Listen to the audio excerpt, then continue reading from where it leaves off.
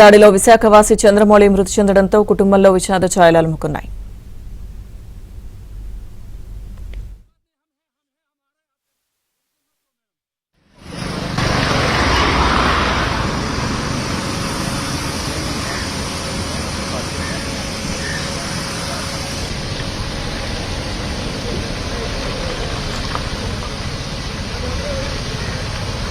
ఇక్కడి నుంచి వెళ్ళి ఒక 5 రోజులు అవుతుంది. ఒక వారం రోజులు వచ్చేస్తుందని చెప్పారు సారు. ఎక్కడికి ఏంటనే విషయం చెప్పలేదు. సుధాకర్ జాగ్రత్త, కొంచెం మెట్ల వైపు మొక్కలు ఆ మొక్కలు కొంచెం వాటర్ వేసుకో జాగ్రత్త అని చెప్పి వెళ్ళేటప్పుడు మాకు బిస్కెట్స్ పిల్లలకి తినడానికి ఉంచుకోలేవే అని చెప్పేసి పిల్లలు కూడా బయటకు కూడా పంపించుకో, కాలేజ్ స్పీడ్కి వెళ్తే నువ్వు ఇక్కడ అలా ఉండిపోకు, పిల్లలు చూసుకొని చెప్పారు. అంతే, ఇంకేం లేదు. చాలా అందరితో బాగానే ఉంటారు. మీ పెద్ద బయటని తిరగడం ఇచ్చారు. ఏదో అత్యంత అవసరం అయితే ఏదైనా కొనడానికి వెళ్తారు, లేకపోతే వెళ్ళరు. మౌలి సార్ అని చెప్పి ఫోటో చూపించారు, చిన్నపేరని చెప్పేసరికి నాకే ఆందోళనగా అయిపోయింది. ఎందుకంటే వారం రోజులు వచ్చేస్తుందని చెప్పేసరికల్లా సార్ సడన్ చనిపోయిన సరికల్లా సార్కి 2 ఆడపిల్లలు అంటే ఒక పాప నాకు తెలిసి పెద్ద పాప, ఇంకో పాప ఉన్నారంట. ఇక్కడికి వచ్చి ఎన్ని సంవత్సరాలు తెలీదు.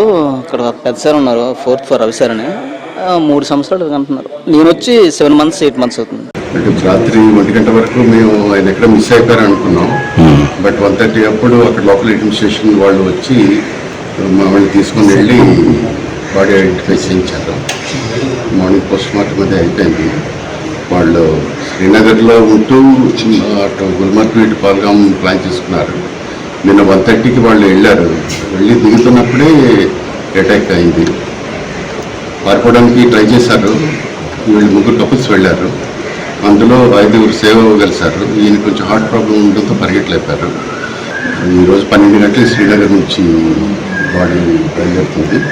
రాత్రి 10:30కి ఇక్కడ విశాఖపట్నం చేరుకుంటుంది. వారికి 2 అమ్మాయిలు, 2 అలకాలు ఉన్నారు.